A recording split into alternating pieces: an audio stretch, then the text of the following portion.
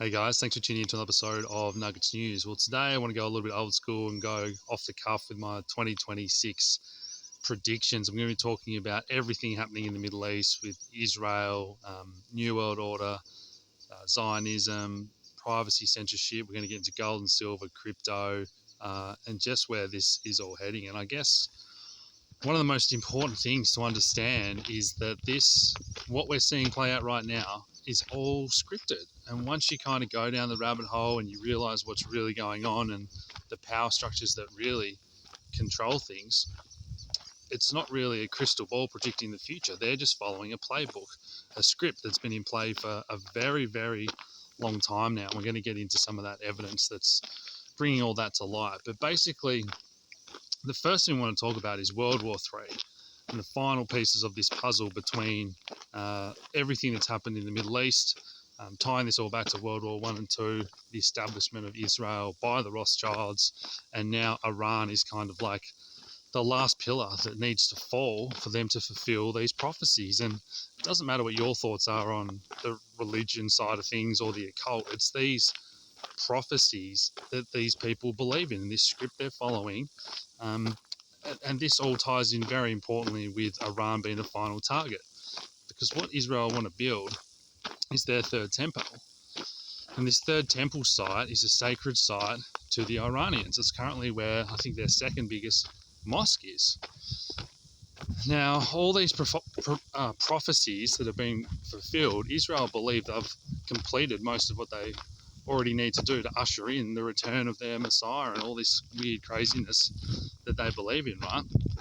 They're already sacrificing the red heifers and doing all this crazy stuff. Even talk that they've already got the plans ready for this third temple and that type of thing. So to build this, and some people say they want this done by 2027, it basically means they're going to need to destroy this mosque in Iran, which is going to have to be maybe Gaza style, where they go in and bomb it or overthrow the government with all the propaganda we're seeing at the moment. A lot of the stuff coming out in Iran is misinformation, disinformation, and propaganda about how they're just, killing people and all this stuff. And as always, there's these agent provocateurs that are in there, many of which are, Israeli Mossad agents and troublemakers that are really trying to stir all this stuff up. And to really get the West involved, you have to get the West to hate the Middle East. And this is kind of what's been happening, and all part of,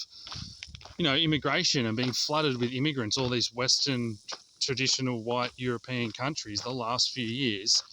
And this is all part of the Kalergi plan, these open border policies that are funded and run by these Zionist NGOs and billionaires and this type of thing. There's no rational reason why Western governments would be flooding themselves with immigrants and putting them all on benefits and this type of thing, while the standard of living is just dropping so quickly in the West and places like Australia. We just simply can't take this many people. There's not enough jobs, all this type of thing, let alone the social cohesion.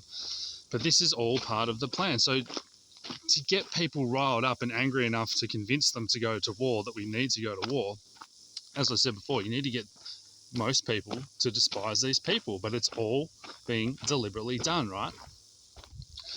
So I think we're going to see little pockets of almost civil war in these countries. And you can already see the protests and the anger that's kind of boiling up in these different countries, right? So what we are going to see next is this is all going to be taken to the absolute next level to really get, these white European Christian type populations and countries to really turn on Muslim, Arabs, immigrants, this type of thing, and to create that sentiment where people think this is just out of control now. And obviously the media is going to blow all this up big time with propaganda. We're probably going to see continued, knife stabbing, machete attacks, and then some of this is, authentic, but a lot of this is just manufactured, and we'll probably see more and more psyops, false flags, and that type of thing to drum up this type of sentiment. And so once they've got the West on board, then who knows? We've already seen talk of conscription and sending people to war and all that type of thing, but I just don't think the public are really going to buy that. There's too many people that are waking up now to what's really going on and who's really pulling the strings. So whether or not that war in Iran actually turns into World War III and a real hot war, doesn't really have to. It's more of an information war these days, isn't it? Propaganda and winning over the minds, controlling the minds of the people to get their approval for this to take place. So when we see, these other news like Trump wants to take over Greenland or Venezuela, and there's these other surface level stories like, oh, it's for the oil and this type of thing, but a lot of you will have seen those charts about which countries don't have a Rothschild, Zionist central banking financial system, and there's only a couple left now. We've just kidnapped the president of Venezuela, who was very much speaking out against that type of stuff, and now Iran really is the big one, the most powerful country in the Middle East. And since the establishment of Israel by the Rothschilds, which is the whole purpose of World War I and II, everything we're told about those wars is basically a lie. And ever since, they've been attacking every country around them, taking more territory. That genocide of Gaza is nearly complete now. But Iran is that really powerful one that isn't going to go down easily, I don't believe. So that's kind of where we're at with World War III, the fulfillment of this prophecy. And ultimately, with everything going digital and AI and this mass surveillance, and all of it's owned by, again, these Zionist billionaires and Palantir and everyone that's part of this technocracy, I think it's all going to be run out of Israel. And this kind of ties into why they're taking over these countries, because they need so much energy and resources to really power all this. You think about things like nuclear technology that was completely out of favour after Fukushima. The global oil cartel don't want people having cheap, safe energy. I did that video a few years back about how I thought there was a massive opportunity in nuclear stocks, nuclear energy, and it's quite safe these days. And all those stocks and companies have obviously gone crazy the last couple of years since that video. But a lot of this is just required to power this huge amount of AI, which is all going absolutely exponential now, right? All these tech companies are funding the renewal of these old nuclear projects, expanding them, updating them, whatever it is. So when the people need a cheap power, you don't get it, and it keeps getting blocked by the powers that be. But as soon as these big tech giants need more power, right, it's all systems go on the nuclear front, which they're going to need to power all this type of stuff. And AI itself is such an interesting one now, right? Think about from a couple of years ago when you first used ChatGPT or whatever, it was kind of impressive. It was a bit like a smarter version of Google, and it was text-based. Now, within a couple of years, we've got video realistic, and I think this has been done deliberately because so much truth is coming out and so many people are waking up, that these days they can go, oh, well, you can show someone that's not awake yet, and they go, oh, well, that could just be AI. And it's just going to get harder and harder, not only from the AI-generated content by individuals and misinformation, but by the media. How do we ever truly know what is going on in Iran? People using AI videos, old videos from different times and locations, spinning the narrative of people that are demanding, pushing back against what the US and Israel is doing, and then it gets presented to us as, oh, look at these huge protests, or look at these people celebrating. The media just spin that narrative how they want, and it's just getting harder and harder to know what's real and what's not. The other thing I want to touch on with all this happening in the Middle East and in the West, and this attempt to kick off civil wars and divide this racial hatred more and all that type of thing, I think we're going to see a bit of a rise in Christianity as well. And this is all, again, it's part of their plan. They're always 2 steps ahead, because a lot of the sort of, religious movements and churches and all that has all been hijacked and infiltrated and radicalized. And this goes for Islam and these religions that were quite peaceful for a long time, and obviously now it's easy to radicalise young men when they've just seen their dad, their granddad, and their country and everything they know around them being bombed by the West. But with Christianity, a lot of that has now been hijacked, and how much now are you hearing this term Judeo-Christian? And they're trying to get all the Christians on the side of Israel.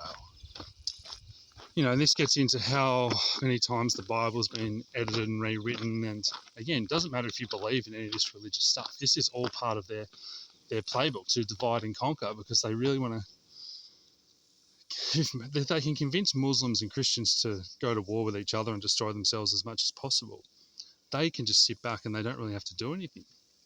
And not only that, it's the perfect excuse to bring in more of these draconian laws and digital ID and that type of thing. If civil unrest gets worse and worse and worse, right?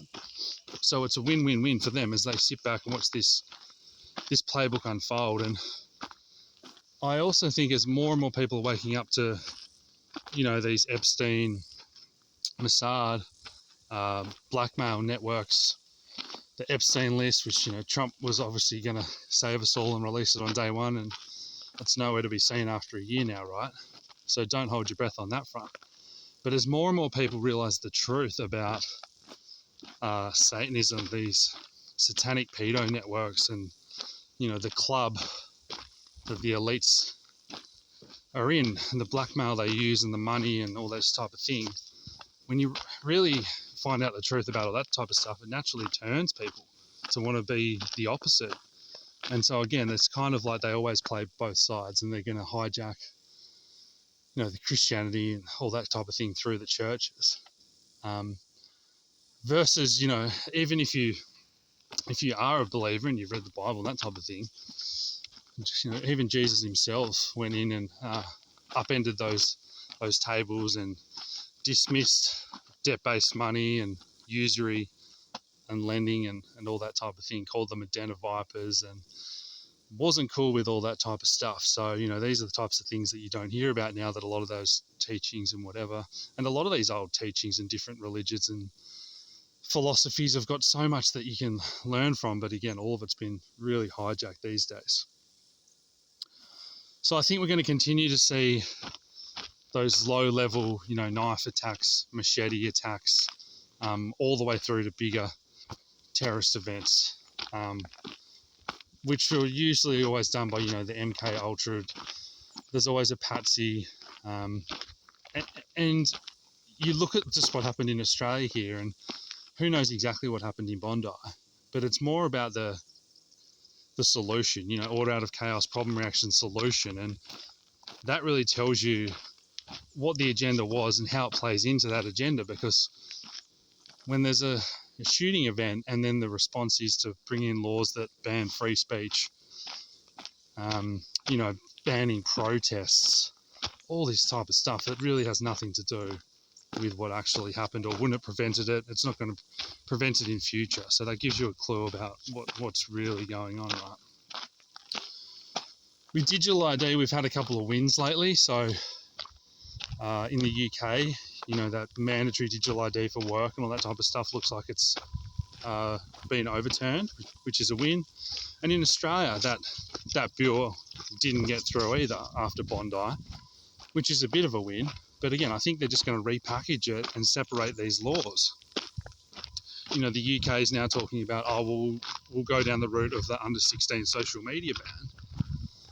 And that's what I've spoken about many times, that Australia seems to be a test bed, and all different countries are. So what works in one, we didn't get that thing through we wanted, we'll go down this route instead because they got that through in Australia. This type of thing. In the UK, they're talking about mandatory digital ID for babies. So, these people have got patience. They slip it in one way or another. They say it's, not mandatory, but they're just going to make life more difficult to live without it. So, like a lot of this technology that's taken over, that all ties into this AI agenda, smartphones and all these apps and everything. It was exciting and new and convenient, time-saving, And then after a couple of years, people get really burnt out and they realise, Facebook isn't what it used to be. All these social medias are just, the algorithms are so advanced now, it's just turning brains to mush. Not really connecting people, it's actually disconnecting people. People have forgotten how to have real conversations and connect, and it's pretty scary when you look at the younger generation, and the attention spans and critical thinking, and to really understand all this type of stuff that's going on, and this kind of war on consciousness that we're in, where they're dumbing people down with everything, the food, the water, spraying of the skies. Think about how many people have woken up to that type of stuff. And there's even that doco now, I think it's Climate Trails, on Amazon Prime. So we've actually got these docos on these topics, whether it's Satanism, the pedophilia, the blackmail networks, Israel's history of the USS Liberty, 9/11, all this stuff is kind of out there now, and it makes you wonder why that is. Do they just not care anymore that they basically run the media? They've got all the politicians in their pocket, all the social media apps, all the things you're addicted to, gambling, porn. Do they really not even care now? They're kind of laughing at people that all this is out there. Is it just to create a list of who is awake? To throw everyone into detention camps and give you a negative 1,000 social credit score when they do eventually bring all this stuff in like they want to? Who really knows? But in Australia, tying this all back, politically, it wouldn't surprise me if we see Pauline Hanson, because she really has been the one that's speaking out about this immigration. As I said, the surface level understanding of people is we don't want these immigrants here. They're behind a lot of these attacks. Let's get rid of them. But as I said before, you've got to understand who's funding all this. The clergy plan.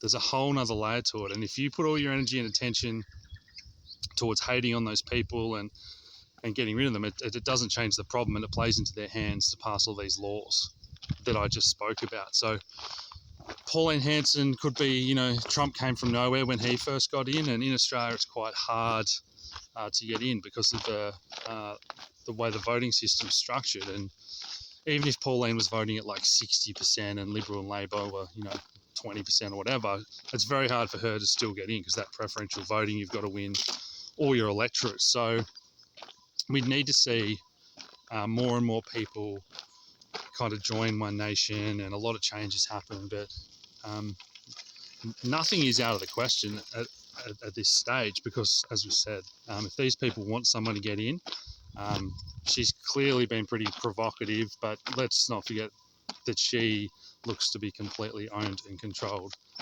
by Israel, where she wore that draped flag into Parliament. And a prediction for next year, I think, is that if they really wanted to get in, you're probably going to see her go to the the Wailing Wall and bend the knee and all that type of stuff. And if that starts to happen, then you know that she's the next one for them to further the agenda and all that type of thing. Alrighty, so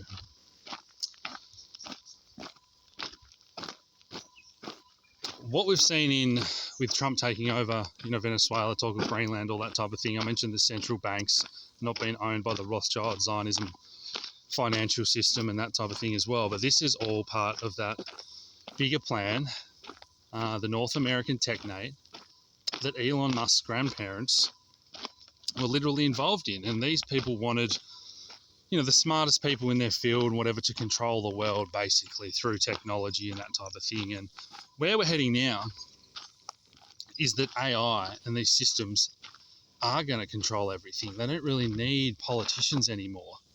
And this really ties into the coming collapse of the old systems that we're seeing. So, a lot of these tech billionaires are now more powerful than politicians, right? I think it's Albania that has the world's first AI prime minister or politician. And so all these decision-making things are going to go to computers and algorithms and AI. And this isn't just politics. This is like, healthcare. You go to the doctor you get diagnosed with XYZ, you have to treat your kid or yourself or whatever with this medication. And if you don't, then it's going to be like in COVID, which was the test run.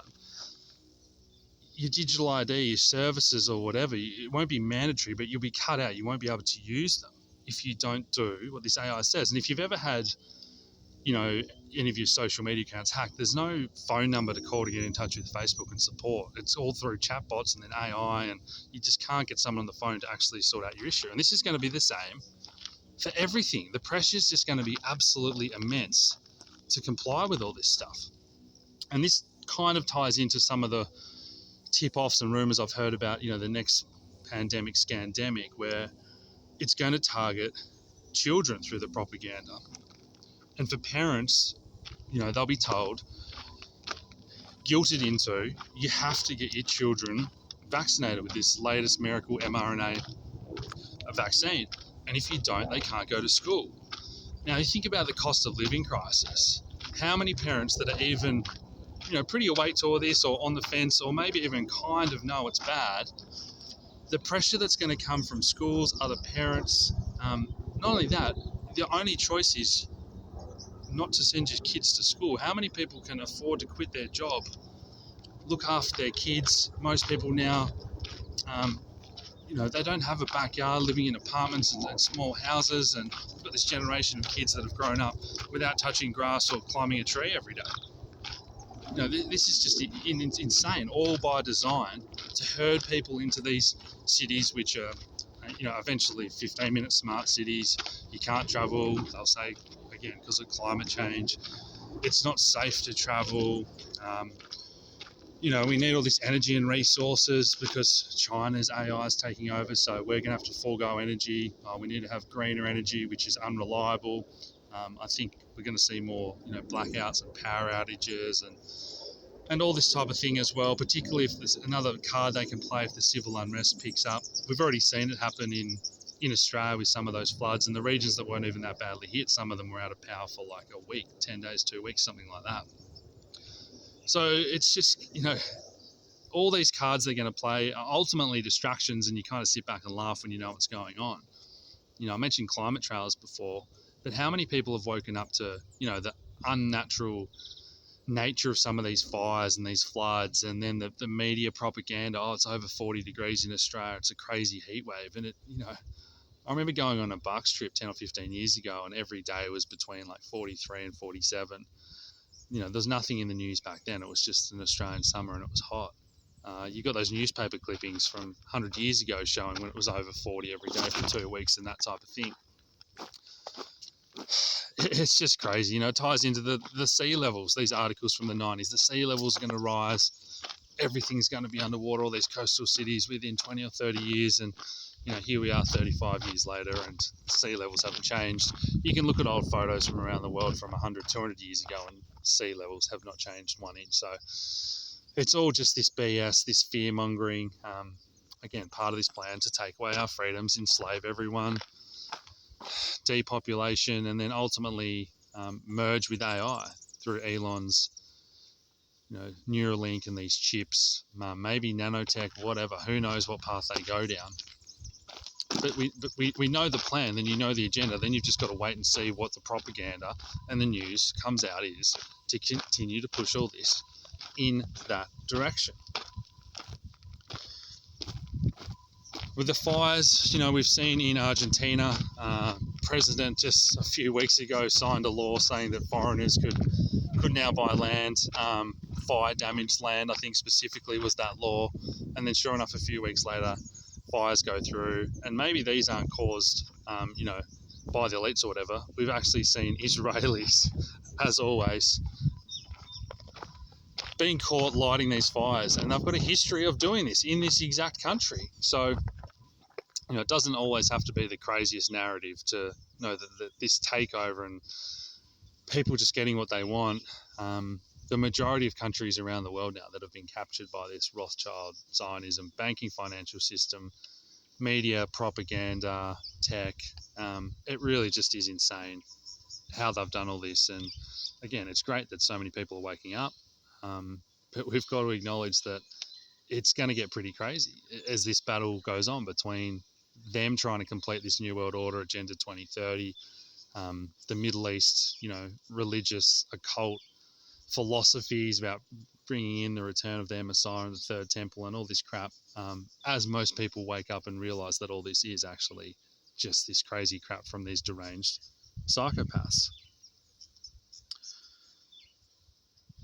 So let's talk a little bit more about domestic terrorists and a lot of these laws and stuff that have been passed ever since 9/11, and even the most recent laws in Australia around what, how we're going to define hate speech and things like, even if you don't agree with the National Socialist Network or whatever, if you believe in free speech, people have to be able to share their views. And what's so dangerous about it, if there's no truth behind it, if you're not harming anyone directly, why can't people have conversations and differences of opinion and have these really hard chats? So one thing I think we're going to see, which ties into everything I've already just mentioned, is that expanding definition of a terrorist. And eventually it's going to be anyone with any, anti-Semitic views is definitely the first one, but it's just going to be anyone with any anti-government views. Anyone that disagrees with any of the narratives, we're going to be the sole arbiter of truth. Anyone that disagrees with any of that is going to be labelled a terrorist. And again, his first step, just giving you a bad social credit score. All the dots they're connecting now with Palantir and this surveillance technology, does it mean that your friends and family are going to want to distance themselves from you? Or they're just going to put people in jail, in concentration camps? Either way, I think that this is the really important type of stuff that we just have to push back on, because once everything goes digital, being run by AI, it's very, very hard, as I just spoke about, to push back against any of this. And I'll talk about the solutions as well at the end a little bit. So with all this happening, think about what's playing out now in America with ICE, in Australia after Bondi, that talk about bringing in private Israeli military forces or police to protect, their citizens. That type of thing is the excuse. But have a look at these raids, these ICE raids where there's, innocent people. They're not really even verifying the IDs or giving them due process, right? Someone just got shot in the head the other day. And a lot of the Trump mega crowd, kind of cheer this on and saying they're the bad guys, they're the illegals, they're the immigrants, all that type of thing. Think about when the shoe was on the other foot with the, the protests in America, January 6 riots or whatever, all these people getting thrown in jail, some of the agent provocateurs from the intelligence agencies and even some of the social media assets, I won't name names, that were involved, all got off scot-free. And all the people that were peacefully protesting, a lot of them just get thrown in jail and that type of thing. So when the shoe's on the other foot, again, this left-right divide, now people are cheering on these ICE raids, but this is all a test run. A lot of these soldiers, again, they're trained in Israel by the Mossad.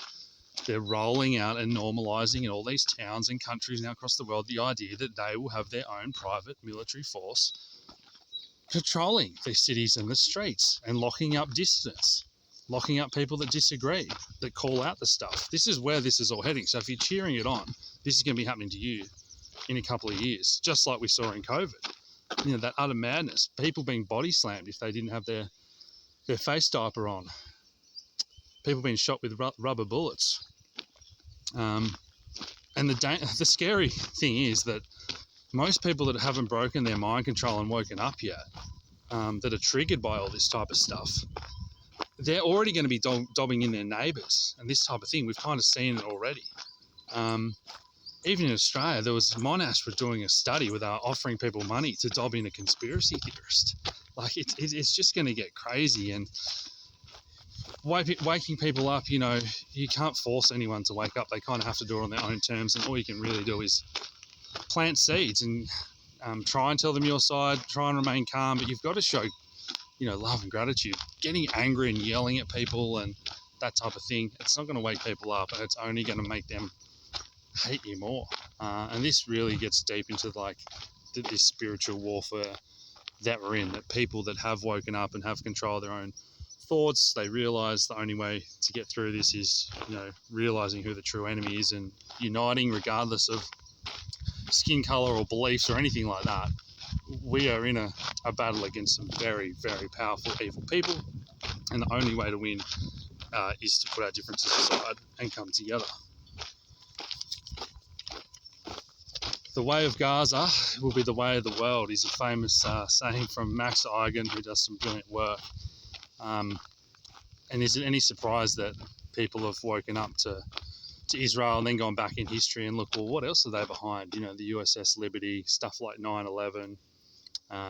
You know, Netanyahu's even got the golden vaccine in his office and all this type of thing. And once you wake up to World War I and II in particular, if you've watched Europa, The Last Battle, you really start to put the pieces together of this 100 plus, you know, these evil secret societies that have enslaved humanity since the beginning. This goes back hundreds, if not thousands of years. But this is the first time where we've all been so interconnected, and the amount of content creators that are waking people up now. It's a pretty exciting time to be alive as the Great Awakening and the noticing, whatever you want to call it, continues. A lot of these psyops now are basically being broken down and debunked almost instantly in real time, no matter what it is, what country it is. Within 24 hours, there'll be a local TikToker that's kind of broken it down. People will know how to do this research and look for connections to intelligence agencies, you know, all this type of thing. And then the big podcasts cover it, and the truth is getting out faster than ever. So, you know, I don't think anyone can really deny that now. And that kind of gets into, well, how are they going to go about that censorship? We saw Larry Ellison, you know, Zionist by TikTok, but people are figuring out smarter ways, whether it's memes or you've got to use humor or ask questions or not say certain words, whatever it is. There's always going to be a way around this still, which is probably the most exciting thing for me. You can't put the genie back in the bottle once people have really worked out what is going on with all this stuff. Right, so let's get to some, you know, the old systems collapsing, gold and silver, Bitcoin, crypto type stuff. So with the AI takeover and the way they want that to run everything through tech and surveillance, I don't think it really matters if these old systems collapse. And that's why we could be seeing a controlled collapse of, you know, the old financial system, the banks, maybe even the stock market. Again, I don't think it matters too much. I think it's almost better for them to have stocks at record highs, Bitcoin and crypto particularly. I think they want to see those pump to keep people thinking that all this digital blockchain technology is good, and then more favourable for CBDCs and this type of thing when they want to get them in. So, you know, BlackRock talking about digitising all assets. This is just nothing that we set out to do as cypherpunks way back in the day. You know, you guys know I've been in gold and silver crowd since, after the GFC in 2010, and then Bitcoin since 2012. We set out to disrupt the banks, the financial system, privacy, censorship resistance, all this stuff that was important when we set out to build Bitcoin, Ethereum as a decentralized internet and all that type of thing. And it really has been, a lot of it's been hijacked and centralized. So the fight is on that front. Simon Dixon does some amazing work. He's a true OG and he's very much aware of all this type of stuff. So as I said, there's plenty of great developers that are still cypherpunks and that are anti-government. But you can't deny the centralization of crypto and how BlackRock have basically captured, and you know, all the new funds that are flowing in are basically through ETFs and through Wall Street, through the TradFi world. All the exciting projects and different industries that we're trying to bring in decentralization and remove that authority structure within their industry. There was some amazing cool ideas, you know, around 5, 6, 7 years ago, and a lot of them just haven't played out. And I think it's because of these power structures that have really captured most aspects of the economy now, and they didn't want any of this stuff to become centralized. They were quite happy keeping all the power for themselves. So I do think that the demand for gold and silver and assets external to the system is only going to continue big time. And the only question for me is, are they going to do something like back in the day with the gold confiscation? So, I think China's already banned exports of silver, and they're going to say that they need it for, for tech, microchips, national security, basically. So are we going to see something similar in the West, where they say, oh, well, China's banned silver now, so we have to ban silver sales? So I think there's some sort of trickery up their sleeves in that regard that they're going to want to play. Even in that scenario, though, I think physical silver would still just have a massive premium for anyone that can get their hands on it. Are they going to play more paper games with ETFs and launch a new ETF and say that it's backed when it's not, to try and calm demand? Again, I don't think you can put the genie back in the bottle for people that want physical. And I've got friends that work at some of these bullion dealers, and they're talking about, at the moment, there's still back orders and supplies, but it's, the craziest I've ever seen it. Friends that run jewelry businesses, it's the first time they've ever been told they can't get supply from China and that type of thing. So again, this is wild times for people that have been saying this for years and years, the collapse of the paper system and the rush.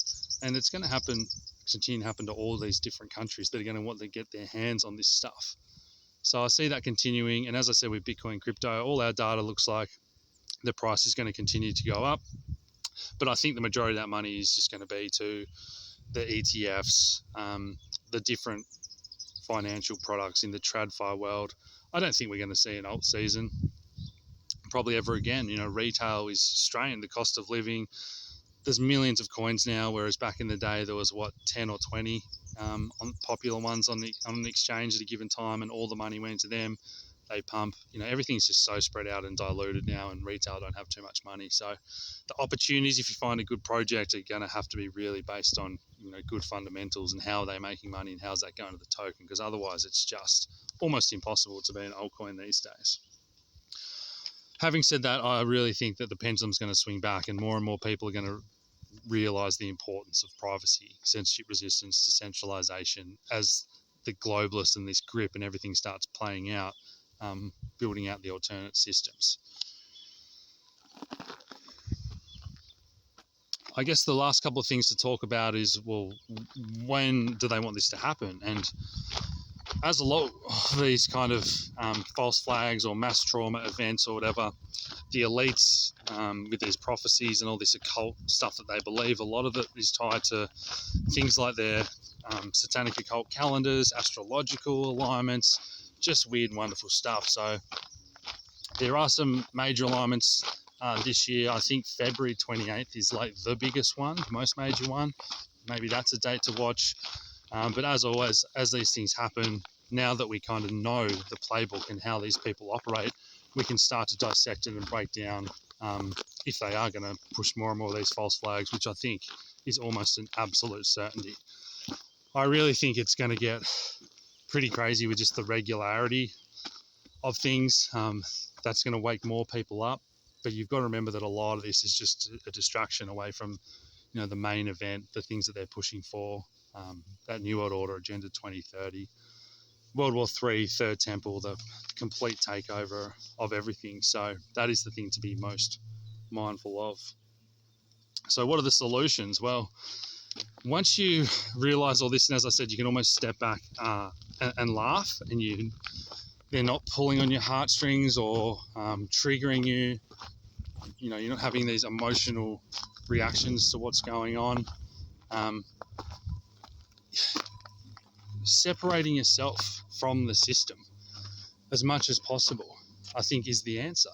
So you can watch this type of stuff and be aware of it and tell family and friends what's really going on, but don't get triggered by it. Don't fall for it. Ask yourself, well, what is this?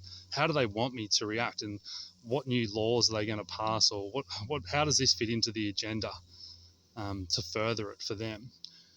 But decreasing your reliance on that system. So whether it is through having multiple bank accounts, crypto debit cards, gold and silver, money outside the system, a second passport. This is all the type of stuff we talk about with our high net worth clients. But I think particularly is building a community of like-minded people and forming a meetup, having people that can around you that grow their own food you can buy off, or start to buy yourself.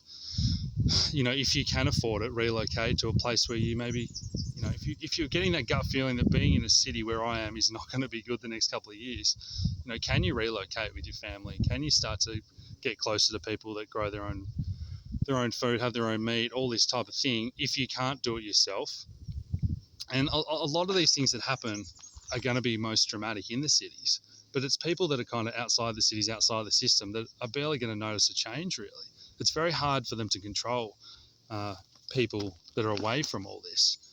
And that's kind of why they have this huge push to get people in, like packed like sardines, in places like China that already have this mass surveillance type technocracy in place. And there's going to be the push for it to happen more and more in these other Western countries. So build that community, tell people who the real enemy is, what's really going on, that all these politicians and everyone we see on the media is just, these actors, and it's just becoming more and more obvious because what they're saying just isn't authentic. It doesn't make sense to people when they look around and they see this stuff playing out for themselves. So, look, I think the future, the next couple of years, it's no longer, survival of the fittest or having the most money. It's almost survival of the wisest, because if you're not, doing things like filtering out your water, not doing the medical things they tell you you've got to do, eating good, healthy food, ideally growing your own, because even some of the mainstream organic stuff these days still cops a lot of,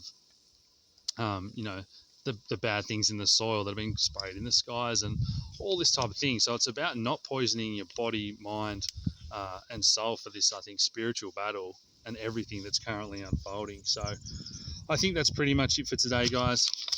I think I covered pretty much everything I had on my list there. But you guys tell me, what do you think about all this? Are you awake? Are you on your journey waking up? What woke you up? What things do you think are going to happen? I think it really is going to be a crazy but exciting time for those of us that are awake in 2026. Cheers.